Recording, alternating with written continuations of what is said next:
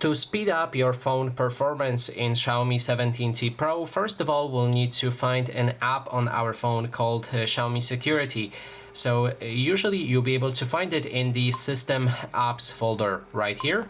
And when you enter it, you can click on this tile right here with Boost Speed. It has a rocket icon on it. So if you select this, you'll be able to check for third-party apps running on your system. You'll be able to then clear those apps from the background, which should free up some cache and at the same time speed up your phone.